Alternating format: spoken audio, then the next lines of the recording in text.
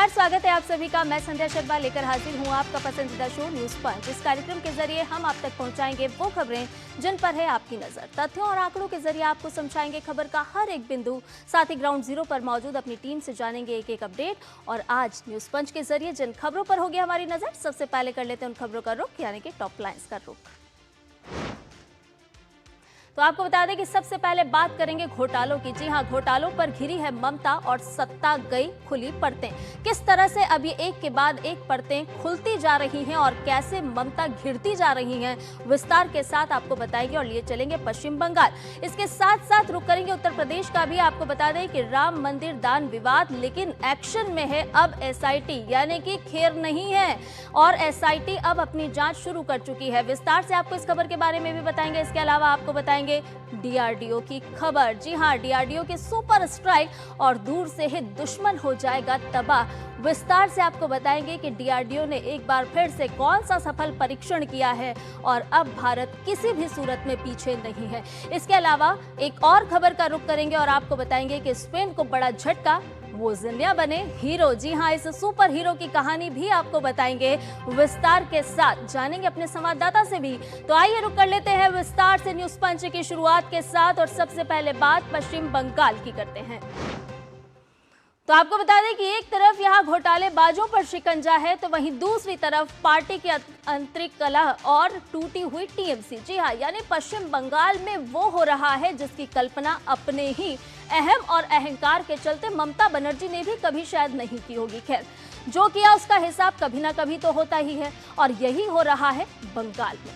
यहाँ ममता सरकार में हुए घोटालों की जांच तेजी से जारी है और इसी कड़ी में शिक्षक भर्ती घोटाला मामले में टीएमसी सांसद अभिषेक बनर्जी कोलकाता के सॉल्टलेक स्थित सीजीओ कॉम्प्लेक्स में ईडी के सामने पेश हुए।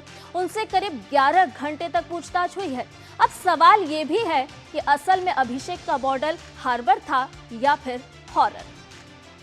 तो विस्तार से आपको बताएं कि कुर्सी छूटते ही किस तरह से एक के बाद एक राज खुलते जा रहे हैं और ईडी के रडार पर अब हैं अभिषेक बनर्जी।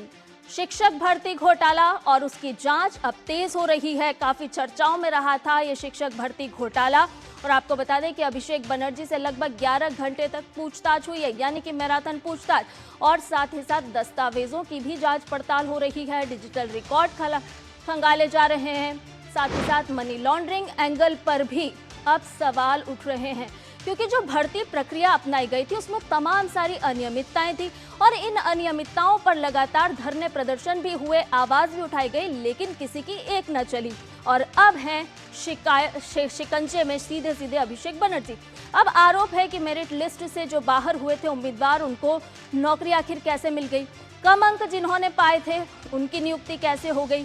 तो फिर ये ऐसे तमाम सवाल उठ रहे हैं, जिसके बाद अब शिकंजे में है अभिषेक बनर्जी। और आपको ये भी बताते चलें कि पूर्व शिक्षा मंत्री पहले ही कार्रवाई की जद में आ चुके हैं, पहले ही उन पर शिकंजा कसा जा चुका है। इसके अलावा पश्चिम बंगाल में और भी बहुत कुछ हो रहा है, वो भी आपको बताते हैं। दरअसल जोड़े हाथ और पकड़े कान, तस्वीरें देखिए जरा। जिन्होंने अपने आप को पुष्पा कहा, तो पुष्पा की अब परेड शुरू हो चुकी है। 3 तरह की तस्वीरें आपको दिखा रहे हैं। पुष्पा की परेड राउंड 1, पुष्पा की परेड राउंड 2 और पुष्पा की परेड राउंड 3। जी हाँ, ये 3 तस्वीरें आपको दिखा रहे हैं, जो साफ तौर पर बता रही है कि अगर आप भोली भाली जनता में खौफ पैदा करने का काम करते हैं, तो फिर पुलिस प्रशासन जब एक्शन मोड में आता है तो फिर आपकी खैर नहीं होती है। तो ये वही तस्वीरें हैं जो अपने आप को पुष्पा, जो कभी झुकेगा नहीं ये कहा जा रहा था, तो पुष्पा झुकेगा भी, पुष्पा रुकेगा भी और कार्रवाई की जद में भी आएगा। हाथ जोड़ते हुए नजर आए हैं ये पुष्पा और कान भी पकड़े हैं, माफी भी मांगी है। तो आपको बता रहे हैं कि पश्चिम बंगाल में आखिर क्या कुछ चल रहा है। अब बात जरा कल्याण बनर्जी की भी कर लेते हैं, क्योंकि उन पर भी आरोप लगे हैं। आपको बता दें कि एनसीपीआई में विलय के बाद सियासी संग्राम छिड़ चुका है। तृणमूल कांग्रेस में फूट और भी गहरी हो चुकी है। कल्याण बनर्जी के खिलाफ ही काकोली घोष ने मोर्चा खोल दिया है। न केवल मोर्चा खोल दिया है, बल्कि कई संदिग्ध आरोप भी लगाए हैं, गंभीर आरोप भी लगाए हैं। और वो यहाँ पर ही नहीं रुकी, उन्होंने लोकसभा स्पीकर से भी इस पूरे मामले को लेकर के शिकायत की और शिकायत निष्कासन की मांग भी कर डाली। शिकायत के साथ साथ महिला सांसदों के अपमान का उन्होंने आरोप लगाया और साथ ही साथ काकोली घोष दस्तीदार ने यह भी कहा कि संसद में अपशब्द और अभद्र व्यवहार कल्याण बनर्जी कर रहा है और इसीलिए बहुत ज़रूरी हो जाता है कि कल्याण बनर्जी पर जितने भी जिस तरह का उनका कृत्य है, जिस तरह की उनकी आदत है, तो ये तमाम उनके जो कृत्य हैं उसको लेकर के काकोली घोष दस्तीदार ने अब सवाल उठाए हैं। लोकसभा अध्यक्ष को भी उन्होंने कहा है। अब आपको और भी कुछ मुख्य बातें सुना देते हैं। तो कल्याण बनर्जी का पलटवार अब किस तरह से, वो भी देख लीजिए। झूठे और मनगढ़ंत आरोप हैं, ये बात कह रहे हैं कल्याण बनर्जी। सोची समझी साजिश है, ये कह रहे हैं कल्याण बनर्जी। साथ ही साथ शिकायत के समय पर भी उन्होंने सवाल उठाए हैं। तो कल्याण बनर्जी ने भी अब इन तमाम काकोली घोष दस्तीदार ने जो शिकायतें की उस पर पलटवार किया है। कथित घटनाएं कब हुई, उन्होंने ये सवाल उठाया। पहले क्यों नहीं उठाया, अब क्यों ये सवाल उठाया जा रहा है। और साथ ही साथ उन्होंने ये भी कहा कि मुझे ये शिकायत करने के साथ साथ टारगेट करने का काम किया जा रहा है, यानी कि मुझे ही टारगेट पर लिया जा रहा है। कल्याण बनर्जी ने अपनी सफाई में ये बात कही है। तो कथित घटनाएं कब हुई हैं, ये सवाल उठाते हुए कल्याण बनर्जी नजर आए हैं, क्योंकि उन्होंने भी काकोली घोष दस्तीदार ने जो तमाम तरह के सवाल और आरोप लगाए हैं उस पर अब पलटवार किया है और उन्होंने साफ तौर पर पूछा है कि आगे अगर आपको किसी तरह की कोई आपत्ति थी तो फिर समय रहते आपने क्यों नहीं सवाल उठाए और उस समय आपने शिकायत क्यों नहीं की, इस समय में आप शिकायत क्यों कर रहे हैं। खैर, कल्याण बनर्जी काकोली घोष दस्तीदार के जो भी आरोप और पलटवार हैं, लेकिन एक बात तो साफ है कि ममता बनर्जी की टीएमसी अब पूरी तरह से टूट चुकी है और उसी टूट फूट का नतीजा है कि साफ तौर पर अब हम देख रहे हैं कि आरोप और प्रत्यारोप का दौर भी चल रहा है। और भी अपडेट ले लेते हैं। हमारे साथ कोलकाता से हमारे संवाददाता प्रसन्नजीत बख्शी जुड़ गए हैं। दादा, पश्चिम बंगाल में बहुत कुछ चल रहा है, बहुत सारे सवाल हैं, शिकंजे भी हैं। सबसे पहले बात अभिषेक बनर्जी की ही कर लेते हैं। एक तरफ जहां पर राजनीतिक फूट नजर आ रही है, तो वहीं दूसरी तरफ अभिषेक बनर्जी, ममता बनर्जी की मुश्किलें भी कम नहीं बल्कि बढ़ती जा रही हैं। हाँ, देखिए संध्या, ये स्वाभाविक है क्योंकि जो शिक्षक भर्ती घोटाला जिसमें अभी तक 26,000 लोगों की नौकरी चले गए और उसको इन लोगों को किस तरह से दोबारा नौकरी में वापस लाया जाए, इसका पूरा कोशिश नई सरकार की तरफ से किया जा रहा है। लेकिन जो रुपयों की मामला है, जो पूर्वतन शिक्षा मंत्री पार्थ चैटर्जी की जो करीबी है, उनके घर से 50 करोड़ रुपया मिला और उसके बाद में कई कई जगह से ये मनी ट्रेल, सारे मनी ट्रेल किसी एक जगह पे उसका अंत है और वो है अभिषेक बैनर्जी। ये जो तहकीकात है ईडी का, उससे पता चलता है, या बाकी लोगों की जो डायरी है, दस्तावेज है, या उनका जो इंटरोगेशन है, उससे एक ही नाम सबके सामने आते हैं, वो है अभिषेक बैनर्जी। और इसीलिए अभिषेक बैनर्जी को बारी बारी में उनको ईडी का सामना करना पड़ रहा है। और अभी कल जैसे आपने देखा कि करीब 11 घंटा मैराथन पूछताछ हमने देखे हैं, लेकिन ईडी की तरफ से हमें जो पता चला कि ईडी एकदम पूरी तरह से निश्चित होने के लिए ये जो मैराथन पूछताछ है ये जारी रखे हैं। हो सकता है कि अगले 2-1 दिन में फिर से हो, क्योंकि किसी को गिरफ्तार करने के पहले, आरोप को साबित करने की पहले ईडी की तरफ से ये कोशिश है कि चारों तरफ से कैसे उनको घेरा जाए कि किसी तरह से उनको जमानत ना मिले और ईडी की तरफ से कोर्ट के सामने चार्ज पेश करने में कोई दिक्कत ना हो।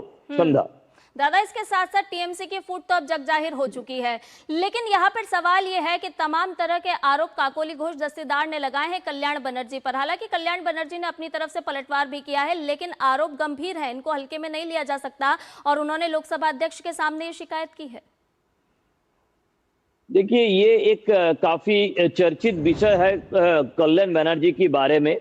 जब कल्याण बनर्जी के बारे में ये शिकायत हमें सुनने को मिला था, तब मी टू नाम का इस तरह का कोई आरोप किसी हमने सुने नहीं थे। लेकिन पुराने जमाने में, जब आज से 20-25 साल पहले जब महिला पत्रकार होते थे, उनके मुंह से भी हम इस तरह का आरोप सुने हैं, लेकिन उनके सामने ये आरोप पेश करने के लिए कोई जगह नहीं था। काकोली घोष दस्तीदार के लिए सामने स्पीकर साहब है, काकोली घोष दस्तीदार स्पीकर को लिखकर ये सारे शिकायत दर्ज की है। अब देखना यह है कि कल्याण बनर्जी की तरफ से तो जो सफाई है वो सफाई दिया गया है, लेकिन ये जो आरोप है ये कोई ऐसा नहीं है कि काकुली घोषदोस्तीदार अचानक इस तरह के आरोप देने लगे हैं। पहले कई सारे महिलाओं की तरफ से, हमने महिला पत्रकारों की तरफ से, महिला राजनीति के लोगों की तरफ से, तृणमूल कांग्रेस समर्थकों की तरफ से हमें ये सुनने को मिला है, लेकिन लिखित रूप में आरोप कभी नहीं हुआ। ये पहली बार लिखित रूप में आरोप लगाया गया है। उसके लिए जो जैसे स्पीकर की सामने ये काकुली घोषदोस्तीदार ने किए हैं, अब जैसे मैं कह रहा था, बाकी लोगों को भी हो सकता है इसलिए इससे हौसला मिले और वो अगर कोई आरोप कल्याण बनर्जी के ऊपर लगाए तो कल्याण हमें बनर्जी का जो संसद में आचरण रहा है वो आम जनता से भी छिपा नहीं है और कई बार कैमरों में कैद भी हुआ है और इसीलिए ये सवाल बहुत गंभीर हो जाता है। महिला सम्मान का सवाल यहाँ पर आ जाता है। बहुत बहुत शुक्रिया दादा तमाम जानकारी हमसे साझा करने के लिए। और न्यूज पंच में फिलहाल रुकने एक छोटे से ब्रेक के लिए जल्द हाजिर होंगे।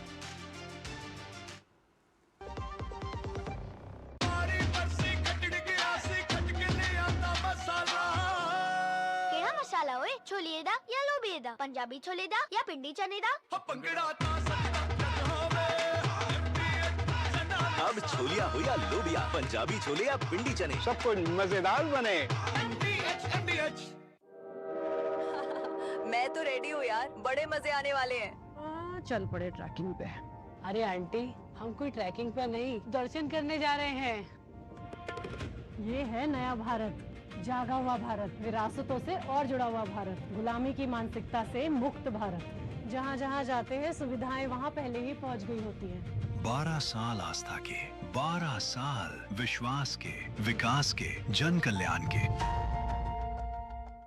जब धरती चीर कर निकलता है लोहे का पत्थर और मिलता है मोंगिया के जोश से, फिर तपता है, पिघलता है और बनता है फौलाद। अब होता है सरिया सारी खूबियों के साथ। मोंगिया स्टील, मजबूत देश का मजबूत सरिया। ब्रेक के बाद न्यूज पंच में आपका एक बार फिर से स्वागत है और आइए बात करते हैं आस्था और एसआईटी से जुड़ी हुई राम मंदिर के चढ़ावे और दान में कथित अनियमितताओं को लेकर खड़े हुए विवाद के बीच उत्तर प्रदेश के मुख्यमंत्री योगी आदित्यनाथ ने सख्त रुख अपनाया है और 3 सदस्यीय एसआईटी का गठन भी कर दिया है। ये कदम श्री राम जन्मभूमि तीर्थ क्षेत्र ट्रस्ट की ओर से की गई औपचारिक मांग के बाद उठाया गया है। तो आइए विस्तार से नजर डालें राम मंदिर दान विवाद में हुए एक्शन से जुड़े हुए तमाम तथ्यों पर। तो आपको बता दें कि ट्रस्ट की मांग पर योगी अब सख्त होते हुए नजर आ रहे हैं। राम मंदिर दान विवाद पर एक्शन, और ये भी बता दें आपको कि ट्रस्ट की मांग पर योगी सख्त हुए हैं। मुख्यमंत्री ने जांच के निर्देश दे दिए हैं और अगर इस पूरे मामले की बात की जाए तो मामले में अब एसआईटी जांच कर रही है, जांच जारी है। वरिष्ठ अफसरों को जिम्मेदारी सौंप दी गई है। कल की अगर हम बात करें तो अयोध्या पहुंच चुकी थी एसआईटी की पूरी टीम और जो जांच और पड़ताल है उसे आगे बढ़ाया जा रहा है, यानी कि एसआईटी की टीम जांच और पड़ताल कर रही है। एसआईटी टीम विवाद के हर एक पहलू की जांच कर रही है, तहकीकात कर रही है और सबसे बड़ा सवाल अफवाहों से जुड़ा हुआ। अफवाहों की जड़ तक पहुंचेगी एसआईटी, यानी कि किसी को बख्शा नहीं जाएगा, किसी की खैर नहीं है। और अभी भी सतर्क हो जाइए, संभल जाइए, यही संदेश है कि अगर आप अफवाह फैलाने में लिप्त हैं तो फिर आपकी भी खैर नहीं होगी। 15 दिनों में फाइनल रिपोर्ट सौंपनी है, यानी कि एसआईटी जो है वो 15 दिनों में अपनी रिपोर्ट सौंपेगी। दस्तावेजों की गहन जांच की जा रही है और 7 दिनों में प्रारंभिक रिपोर्ट भी सामने होगी। वित्तीय अभिलेखों की भी छानबीन साफ तौर पर की जा रही है। तो उत्तर प्रदेश के मुख्यमंत्री योगी आदित्यनाथ अब सख्त हैं, सख्त रुख उन्होंने अपनाया है और उन्होंने एसआईटी का गठन करने के निर्देश दिए। एसआईटी का गठन हुआ और साथ ही साथ एसआईटी ने अपनी जांच भी शुरू कर दी है। अब आपको बता दें कि ये जो 3 सदस्यीय दल है इसमें कौन कौन है। आपको बताएं कि विजय विश्वास पंत हैं जो कि आईएएस हैं, मंडल आयुक्त लखनऊ हैं। साथ ही साथ किरण एस हैं जो कि आईपीएस हैं, आईजी रेंज के अधिकारी हैं। और नील रतन विशेष सचिव हैं वित्त। जी हाँ, जो एसआईटी का गठन किया गया है इनमें 3 प्रमुख अधिकारियों को जांच सौंपी गई है। और आपको बता दें कि इस पूरे मामले को लेकर के नृपेंद्र मिश्रा ने क्या कुछ कहा है वो सुनते हैं। राज्य सरकार ने जिस गति से यह निर्णय लिया है वह अपने में प्रशंसा, और जितना सहयोग यह समिति एसआईटी चाहेगी, जिला प्रशासन से भी मेरी कल बात हुई, उन लोगों ने भी पूरी तरीके से जो भी हो सकता है सहयोग की बात बताई है। पूरे मामले को लेकर के पक्ष का अपना कहना है और विपक्ष का भी अपना कहना है। क्या कहना है पक्ष और विपक्ष का, वो भी सुन लेते हैं। इतना दुर्भाग्य है कि हमारे धर्म के और मंदिर के लोगों की जांच पता है कौन करेगा? अधिकारियों को बताओ। हमारे धर्म में को आगे बढ़ाने वालों की जांच अधिकारी करेंगे। देश के करोड़ों लोगों के आस्था से जुड़ा हुआ सवाल है, ये मामूली नहीं है। इसमें न्याय संगत तरीके से सही तरीके जांच हो जाए, दूध का दूध पानी का पानी अलग हो जाए। ये सिर्फ मंदिर के चढ़ावे का ही बात नहीं है, ये लोगों के, श्रद्धालुओं के, भक्तों के आस्था का भी विषय है। आप उनसे पूछो, बाबरी मस्जिद में चंदा इकट्ठा तो उसके बारे में एक बार बात करके देखो। श्री राम जन्मभूमि मंदिर आंदोलन को बदनाम करना चाहते थे। उस समय भी इन लोगों ने चंदा चंदा करके बदनाम करना चाहा। जब देखा कि जनता अपने गाढ़ी कमाई के पैसों को एकत्रित करके उससे इतना भव्य निर्माण, पूरी दुनिया में इतना सुंदर मंदिर नहीं हो गया, तो अब लोग दूसरे प्रकल्प तलाश रहे इसको बदनाम करने के लिए। उनका असली गुस्सा श्री राम जन्मभूमि से है और वो तुष्टिकरण के लिए किसी न किसी इसको कोई ना कोई षड्यंत्र कुछ लोग करते रहते हैं। मैं नहीं कह रहा हूँ उसमें क्या है, क्या गलत है, क्या सही है, वो तो दूध का दूध पानी का पानी आएगा जब एसआईटी गठन होगा। उत्तर प्रदेश में बड़ी कर्मठ सरकार है, ईमानदार सरकार है। उन्होंने तुरंत ही, आदरणीय योगी जी ने, मुख्यमंत्री जी ने तुरंत ही एसआईटी की जांच निर्धारित कर दी और बहुत जल्दी उसका। तो उत्तर प्रदेश में ईमानदार सरकार है और राम जन्मभूमि आंदोलन को किसी न किसी तरह से बदनाम करने का प्रयास किया जा रहा है और कहीं ना कहीं तुष्टीकरण की राजनीति की जा रही है। इस तरह से प्रतिक्रियाएं निकल करके सामने आ रही है। और भी अपडेट ले लेते हैं, हमारे सहयोगी संवाददाता विकास सिंह इस पूरी खबर पर हमारे साथ जुड़ गए हैं और भी अपडेट लेकर के। विकास, एसआईटी का गठन हो चुका है, एसआईटी बहुत तेजी से इस पूरे मामले की जांच भी कर रही है। ऐसे में कितने दिनों तक अब ये रिपोर्ट सामने आएगी? हालांकि पक्ष और विपक्ष दोनों का ही अपना अपना तर्क, अपनी अपनी बयानबाजी है।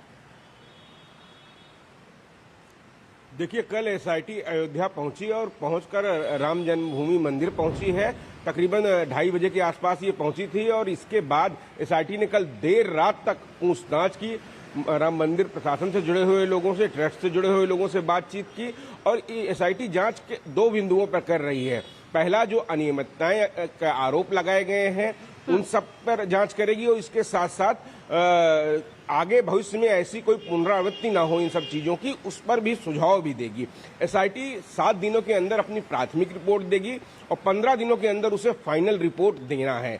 यानी 29 तारीख तक एसआईटी अपनी फाइनल रिपोर्ट दे देगी और उसके आधार पर आगे की कार्रवाई तय होगी कि कौन से लोग दोषी हैं, उन पर कार्रवाई होनी चाहिए, आगे क्या प्रक्रिया रहे। एसआईटी की जांच में दान पात्र है, चढ़ावे हैं, तमाम दस्तावेज हैं, बैंक डिटेल हैं, सीसीटीवी कैमरे किन किन जगहों पर लगे हुए हैं, सुरक्षा के क्या प्रबंध हैं, सारे मानक एसआईटी देख रही है और लगातार आज भी उसकी जांच जारी रहेगी और 7 दिन के अंदर उसकी प्राथमिक रिपोर्ट आने पर ये पता चल सकेगा कि क्या कुछ किन बिंदुओं पर क्या कुछ चीजें निकल के आ रही हैं और अगले 15 दिनों में फाइनल रिपोर्ट देगी। तो इस मामले पर बिल्कुल विकास, यानी कि जल्द ही इस पूरे मामले का पटाक्षेप होगा और एसआईटी जिस तीव्र गति से अपनी जांच को आगे बढ़ा रही है तो निश्चित तौर पर दूध का दूध और पानी का पानी होगा। बहुत बहुत धन्यवाद विकास, तमाम जानकारी के साथ हमसे जुड़ने के लिए।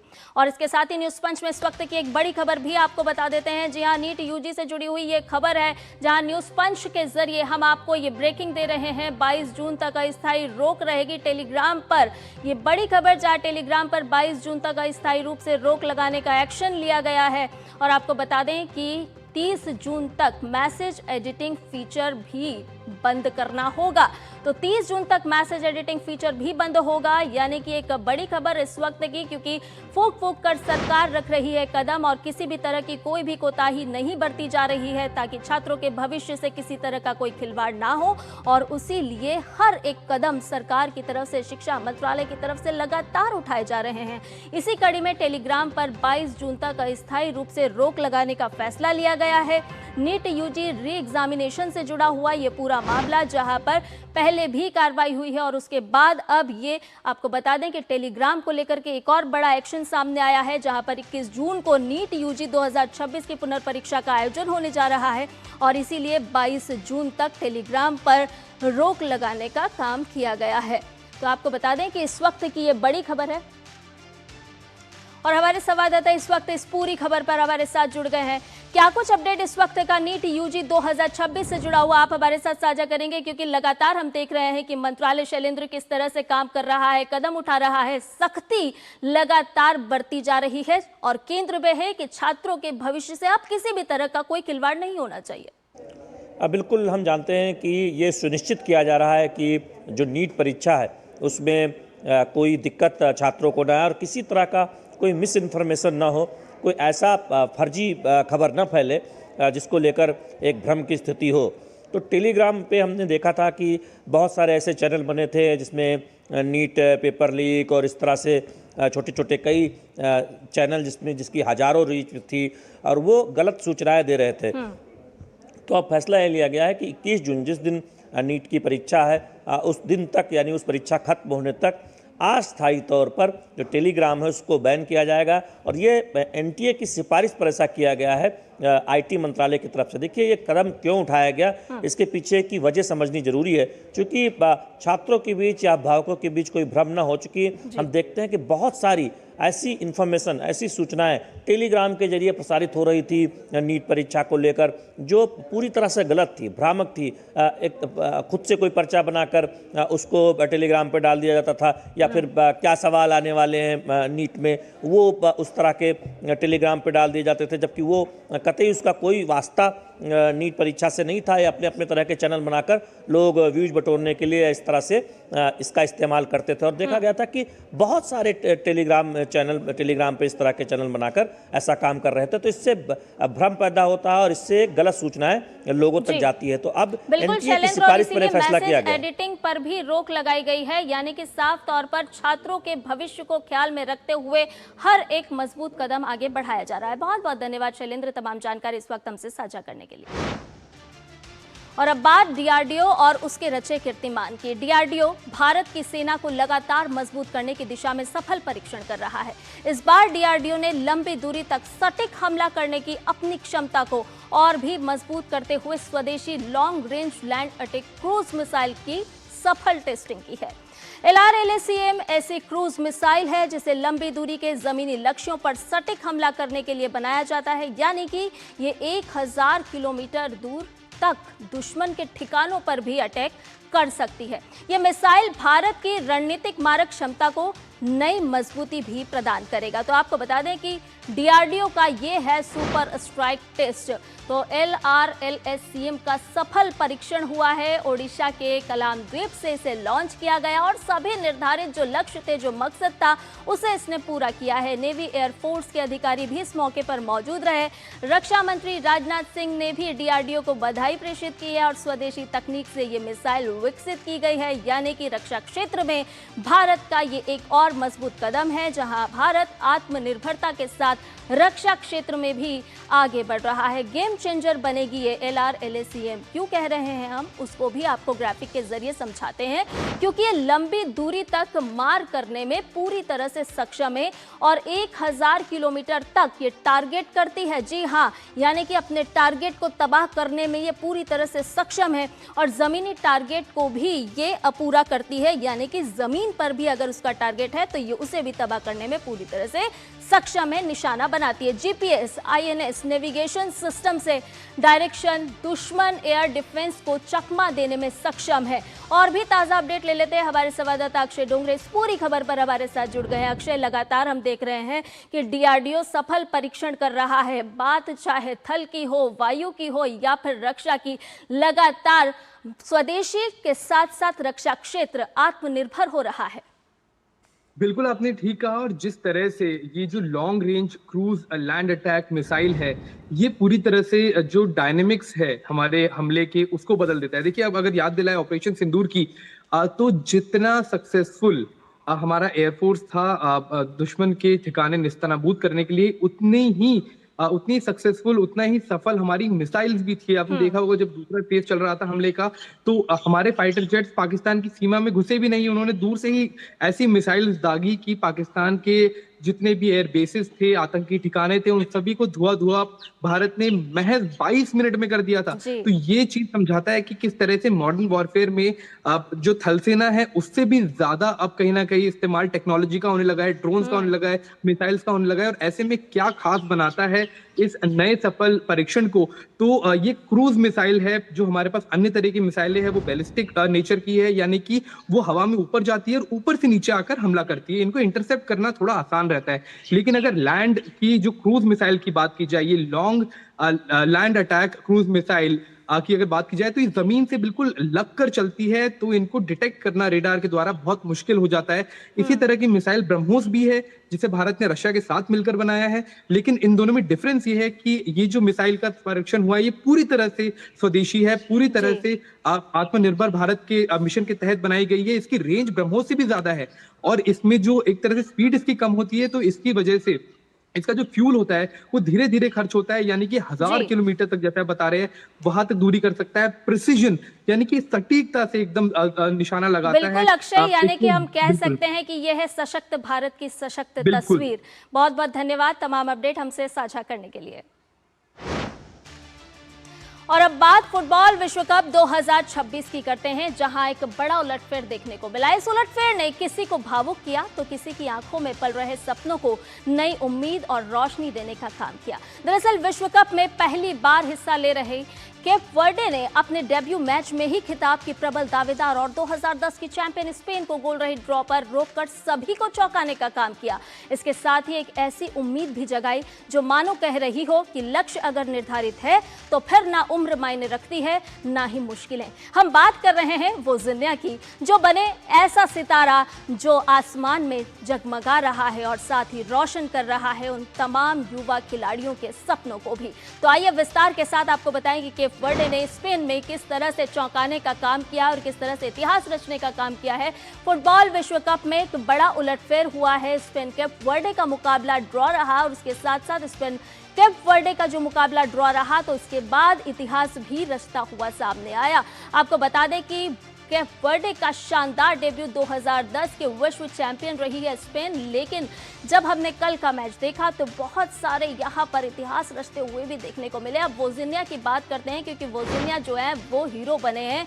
गोल रहित ड्रॉ में करिश्माई परफॉर्मेंस इन्होंने दी है और स्पेन के खिलाफ बेहतरीन गोल कीपिंग। स्पेन के मैच में कुल 27 शॉट्स बेकार गए। इसके साथ साथ वोजिन्या ने रोके 7 और ऑन टारगेट शॉट्स लगातार रोकने का काम किया और अटैक के बाद भी कोई गोल नहीं, यानी कि 40 की उम्र में वोजिन्या का वर्ल्ड कप डेब्यू भी देखने को मिला है। तो लगातार हम देख रहे हैं कि रोमांच तो बढ़ ही रहा है इस विश्व कप का, लेकिन वोजिन्या ने यहाँ पर जो करके दिखाया वो साफ तौर पर सितारे के तरह तो रोशन है ही, लेकिन कई सारे खिलाड़ियों के सपनों को भी रोशनी देने का काम कर रहा है। इसके साथ ही न्यूज़ पंच में फिलहाल के लिए इतना ही। मुझे और मेरी पूरी टीम को दीजिए इजाजत। नमस्कार।